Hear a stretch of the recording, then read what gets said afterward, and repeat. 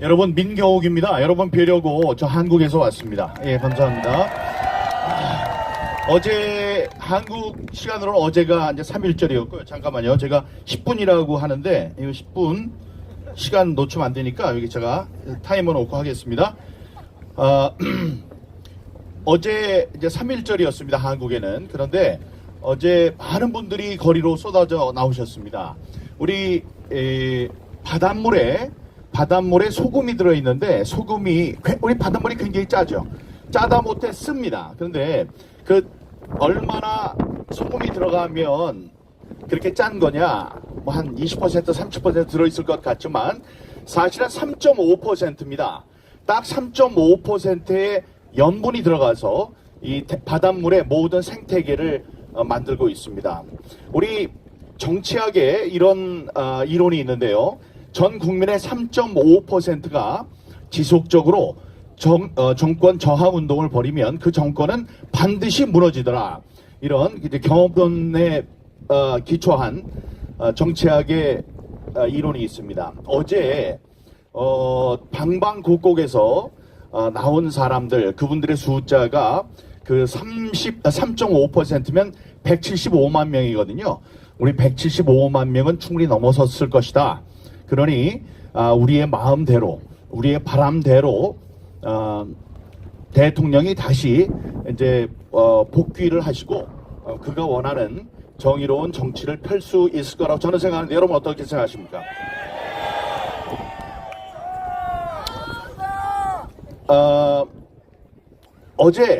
어제가 아니고요. 잠시 전에, 그러니까 한국 시간으로는 12시가 되기 전쯤에 어떤 일이 있었냐면 이영돈 PD라는 사람이 부정선거와 관련된 다큐멘터리를 만들어서 방영을 했습니다.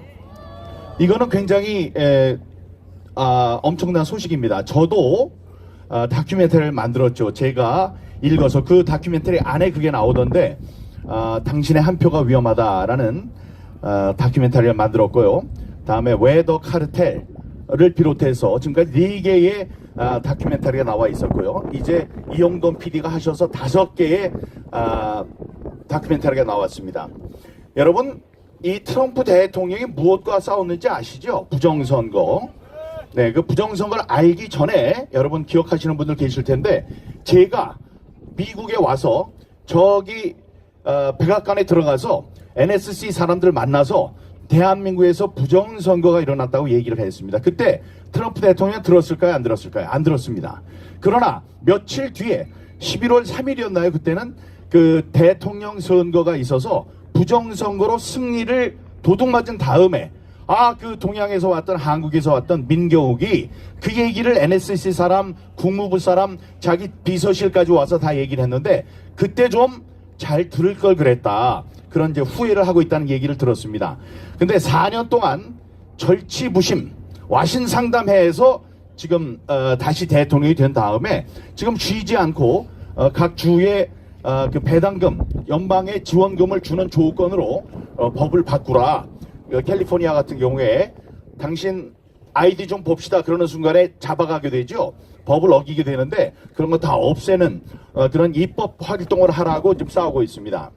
여러분, 제가 여기 한국에 왔다가 다시 돌아가가지고 황교안 총리께 말씀드렸어요. 제발 좀 같이 싸워주시면 좋겠습니다.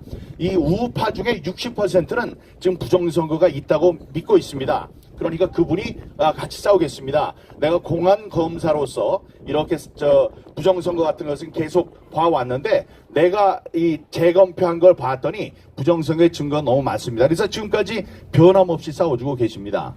자, KBS 9시 뉴스 앵커를 했던 저, 다음에 미국의 대통령, 한국의 대통령 권한 대행을 했던 국무총리 황교안, 게다가 지금은 윤석열 대통령이 자기의 목숨과 모든 것을 걸고 부정선거를 위해서 싸우고 있습니다. 여러분, 그 다큐멘터리에 나온 여러 가지 증거가 있지만 가장 중요한 증거 중에 하나가 저는 이것이라고 생각합니다. 대한민국의 대통령 권한 대행, 미국의 현직 대통령, 다음에 KBS 9시 뉴스 앵커하고 청와대 대변인하고 국회의원을 했던 제가 5년 동안 계속 줄기차게 얘기를, 여기 김정현 군도 있네요. 예, 여기 김정현 여기 백서스도 있는데 이런 사람들이 다음에 저기 반공청년단 깃발을 들고 있는 저 여성, 우리 젊은 여성, 우리 청년도 마찬가지로 부정선거에 대해서 이렇게 줄기차게 얘기를 했다면 부정선거가 있는 게 맞겠죠? 네.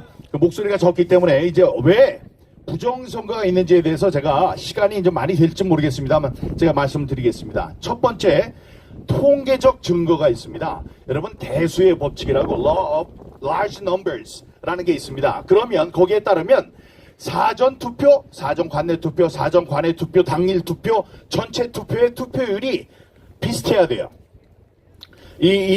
자기 제 지역구, 예를 들면 송도에 있는 연수울에는 사전투표도 있고, 당일투표도 있고, 사전관내투표, 관외투표 다 있는데, 그게 나중에 보면 전체에 얻은 것과 비슷해야 합니다. 여태까지 다 그랬고, 저렇게 멋있는 이런 건물이 올라가는 것도 그런 수학적 공리에 의해서 올라가는 겁니다. 저기 일론 머스크가 로켓을 쏘는 것도 마찬가지죠. 자, 그런데 그게 다 맞다가 지난 21대부터, 그러니까 문재인이 당선된 다음부터 그 선거 포함해서 다 어떤 일이 생겼냐면 항상 당일 투표와 사전 투표의 득표율이 달라요. 이렇게 달라요. 한 10%쯤 다릅니다. 그러면 안 되는 거예요. 그런데 10%쯤 다른 게 일관되게 나타났고, 다음에 그 10%가 항상 민주당에게 유리하게 작용을 했습니다. 그런 건 있을 수 없어요. 서울에 48개의 지역구가 있는데 그 지역구에 있는 모든 사람들 보면 거기 출마한 사람들 민주당이 항상 사전투표에서는 이렇게 똑같아야 되는 게 높았고 그 수혜자는 항상 민주당이었습니다. 이런 게 있으면 되느냐? 안 됩니다. 그 사람들 뭐라면 그런 게 있을 수도 있지 않느냐? 있을 수 없습니다. 이건 어때요? 48개의 지역구인데 그거를 동으로 잘라요. 동, 보광동, 수유동 이래서 자릅니다. 종로해서 다 잘라요. 그럼 425개의 동이 있습니다.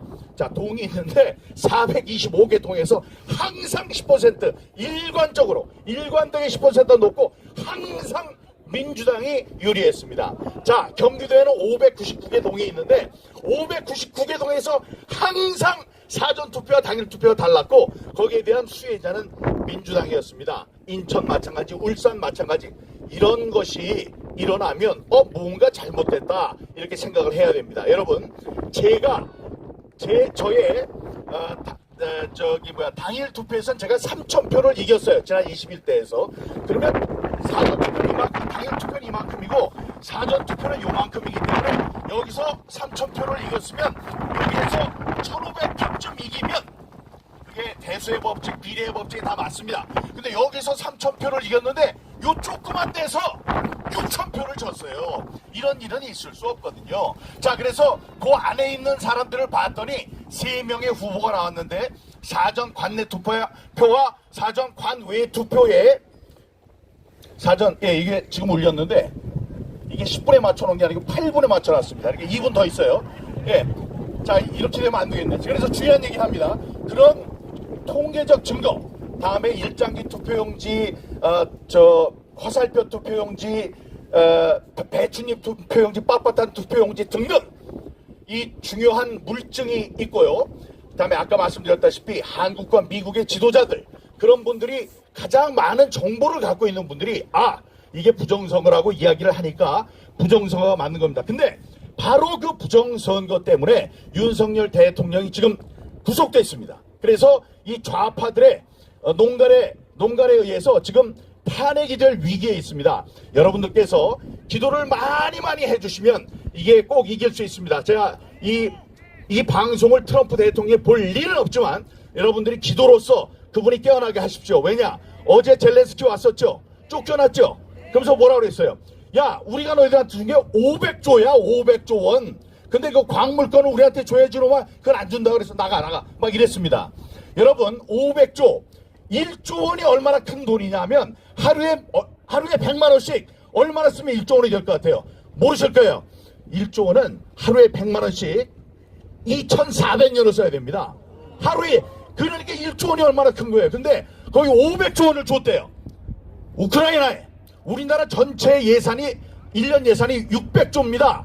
자, 그래서 트럼프가 깨어나게 하십시오. 뭐냐? 아니 우크라이나는 바보 같은 저쪽에 있는 나라예요. 한국은 맹방입니다. 우리 한국이 없으면 무너져요. 미국이 무너져요.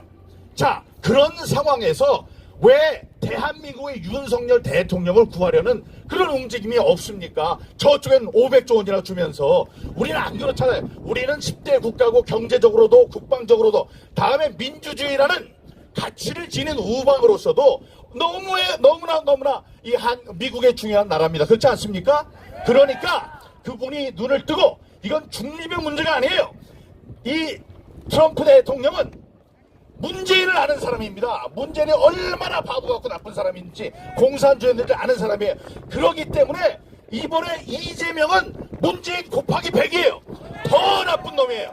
그러니까 이 사람이 만약에 정권을 잡게 되면 우방을 잃는 겁니다. 그러니까 정신 차리고 지금 윤석열을 지키겠다.